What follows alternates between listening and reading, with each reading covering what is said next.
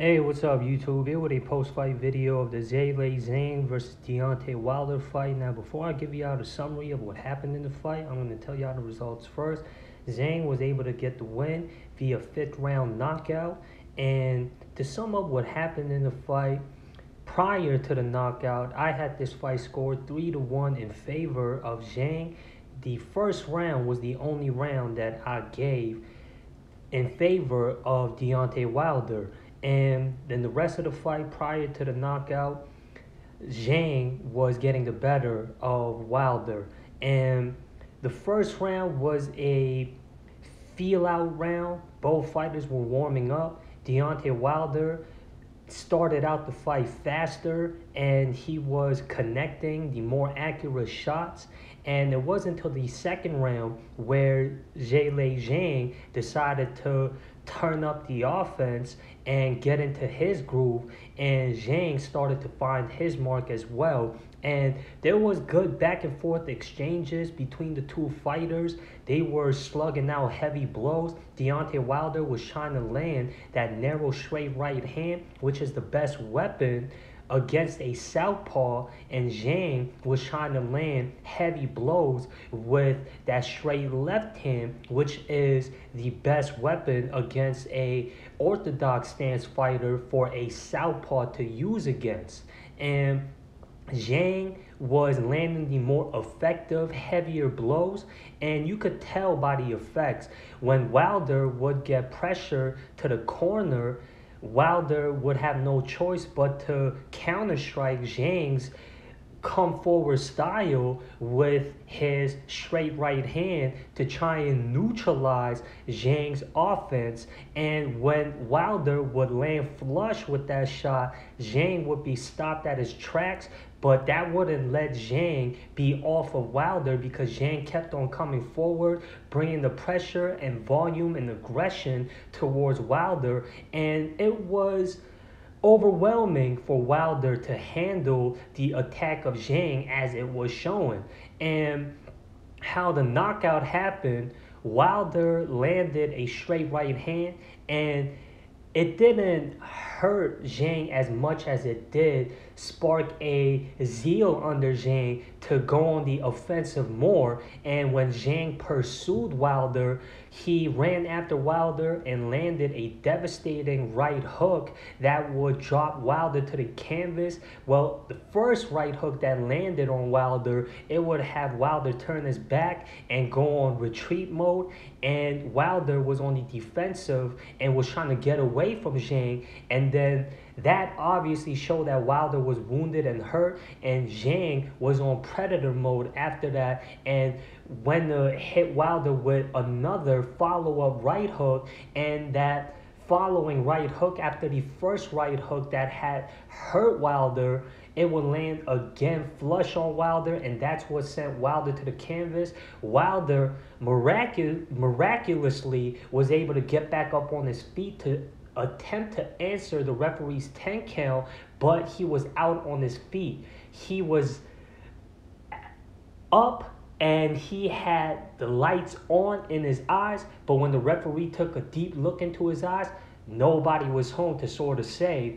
And that's what had called the referee to end the bout. And that stoppage was, I believe, the right call, because if Zhang, with the remaining time that was left for the rest of the fifth round, Zhang is a good finisher, and Zhang would have brought more of a aggressive attack towards a already hurt and knocked out on his feet Wilder, and Wilder could have potentially been more hurt and knocked out cold from a heavy puncher like Zhilei Zhang. And the referee was looking out for the best interest of Wilder by calling a halt to the bout. And Zhilei Zhang, this is a good bounce back performance for Zhang after his decision loss to Joseph Parker. And to get a name like Deontay Wilder under his belt is a good look for a up and coming prospect like Zhang, who is a top contender amongst the elite heavyweights. And I would say Wilder, by far, when it comes to accomplishments, is the biggest name that Zhang has under his resume.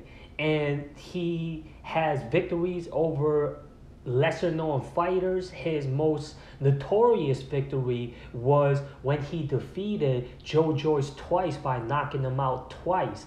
And his only two defeats were a split decision loss to Hrgovic, who for the first time in his professional boxing career suffered his first defeat via stoppage loss to Daniel Dubois. And I'm going to talk about that fight when I make a separate post-fight video to that fight. And that could be a potential future matchup for Zhilei Zhang and Daniel Dubois to get in there, because now that Dubois got a victory over on Hrgovic, who was highly ranked amongst the top contenders. I believe he was the IBF mandatory challenger for the IBF heavyweight title. Now that means Dubois has taken over the ranking that Hrgovic once held prior to that defeat that he suffered at the hands of Dubois. And Zhilei Zhang also, as I had mentioned before, took a decision loss to Joseph Parker, and both of those losses were close fights. I believe both Hrgovic and Parker did deserve the victory over on Zhang, and I believe the right fighters had won that fight versus Zhang. But Zhang, because of his fan-friendly style, he's still regarded as one of the heavyweights to look out for and to watch for, because he does put on entertaining fights and he does live up to the expected standards of a heavyweight fighter. And him being a knockout artist is what makes him have the reputation that he already has. And getting a knockout win over on a knockout artist like Deontay Wilder, a former champion who was regarded as the #1 pound for pound best heavyweight in the world once upon a time, is a move up for Zhilei Zhang.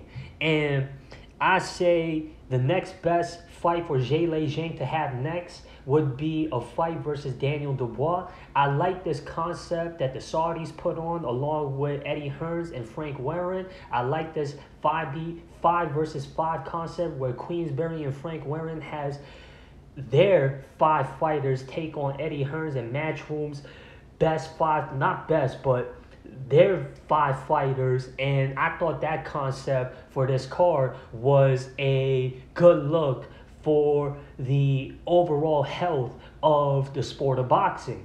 And as far as Deontay Wilder goes, now this is 4 straight defeats that Deontay Wilder has faced in his most recent fights. His back-to-back losses to Tyson Fury, and then he got outboxed by Joseph Parker prior to getting knocked out by Zhilei Zhang yesterday. Now, that means that because Deontay Wilder said this himself leading up to this fight, that if he were to lose to Zhilei Zhang, he would hang up the gloves. And I think that would be the best move for Deontay Wilder. He has nothing else to prove. He's accomplished all that a elite fighter can accomplish at a elite level. As I had mentioned before, he was regarded as the best heavyweight once upon a time. And that in itself is the ultimate goal that a fighter in this profession like to achieve. And if Deontay Wilder does decide to announce his retirement, he will go down as one of the best heavyweights in the modern era. And I know there's been a lot of criticism faced from Deontay Wilder as far as his technical side of things go, because he has made a reputation out of knocking out his opponents, and when it came to his fundamentals, people were criticizing his ability when it comes to that side of the game. And Deontay Wilder put on entertaining, thrilling bouts over the years in his prime, and this is evidence that Deontay Wilder is no longer in his prime. Deontay Wilder is in his 30s, and Deontay Wilder, how he's built, he's not the biggest heavyweight. He is very light for a heavyweight. For example, when he fought Zhang, Zhang had a 40-pound weight advantage over on Deontay Wilder, which was the most case for Deontay Wilder whenever he stepped in there with a opponent in the same weight class as him. Deontay Wilder, if he worked hard enough, he would be able to make weight at cruiserweight if he can work himself down to the 200-pound weight limit. But he weighs around at like 210, between 210 to 220, and his opponents tend to weigh around 240 to 250, and him knocking out guys that are heavier than him by 30, 40 pounds is a impressive look. And Deontay Wilder, he's a very lengthy guy, and he's got, I believe, one of the longest, if not the longest reach when it comes to his reach factor, and he tended to use that to his advantage to set up his marquee punch, which is the straight right hand, and that's what he's made a reputation out of, and that was his signature punch to get his opponents out of the ring. And he couldn't really utilize the jab to set up the right hand to keep Zhilei Zhang at bay. Zhilei Zhang was like a hound dog looking to score a knockout, which he did, and that's a good look for Zhilei Zhang. And now he got himself a victory that cements his ongoing career. As I said, if he's to fight Daniel Dubois next, depending on how the rematch with Usyk and Fury goes, he could be next in line to challenge for the undisputed heavyweight title if Zhilei Zhang can get through Daniel Dubois, which I would favor Zhilei Zhang to come out victorious in that fight as well. And then Anthony Joshua as well is next in line. He has the leverage when it comes to being the next potential challenger for the undisputed heavyweight title because of his most recent wins. Anthony Joshua has been improving on his ability to adapt new methods to his game, and how he's been collecting his wins as of late has been impressive as well. He completely overthrew